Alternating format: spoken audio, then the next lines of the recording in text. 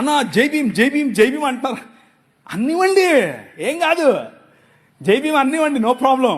మీరేమనాలి తెలుసా?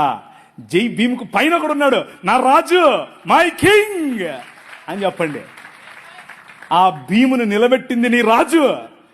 ఆ డాక్టర్ బాబాసాహెబ్ అంబేద్కర్ గారు కొలంబియా యూనివర్సిటీకి వెళ్ళినప్పుడు బైబిల్ స్టడీస్ అటెండ్ అయ్యేవారు.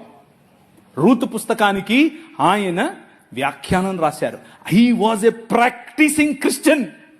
ఆయన ప్రాక్టీసింగ్ క్రిస్టియన్ అండి బాబు. ఆయన ఒకరోజు 3 లక్షల మందితో కలిసి నేను బాప్తిజం తీసుకుంటాను అని చెప్పి ముందుకొచ్చాడు. ముందుకు వచ్చి మన మెథడిస్ట్ సంఘంలో ఉన్నటువంటి బిషప్ గారికి చెబితే బిషప్ గారు దానికి కావలసినటువంటి పనులన్నీ వసతులన్నీ ఏర్పాటు చేసుకునే క్రమంలో నెహ్రూ గారు ఫోన్ చేశారు. నెహ్రూ గారు ఫోన్ చేసి, ఏంటండి మీరు ఇలా చేస్తున్నారంట, ఇలా చేస్తే మీకు ఈ పొలిటికల్ అపోజిషన్ ఎక్కువైపోద్దని చెప్పాడు.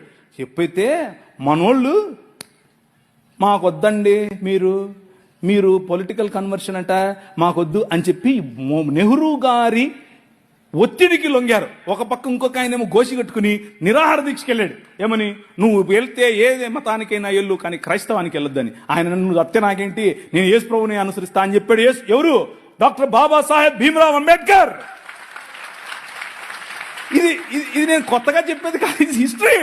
This is history. ఆ జై భీమ్ వాళ్ళకి తెలియదు. చెప్పండి, వెళ్ళి ధైర్యంగా చెప్పండి. ఆయన మనము కాదంటే, మనము చీత్కరిస్తే మేము మిమ్మల్ని ఆహ్వానించము అని చెబితే ఆయన అన్నాడు, నువ్వు ఓడరా నన్ను ఆహ్వానించేదే, నేనే కొత్త మతం పెడతానని చెప్పి బౌద్ధంలోకి వెళ్ళి బౌద్ధంలో కొత్త మతం స్థాపించాడు. ఆ మతం ఏంటనుకుంటున్నారు? క్రైస్తవమే. బౌద్ధంలో కులం ఉంటుంది.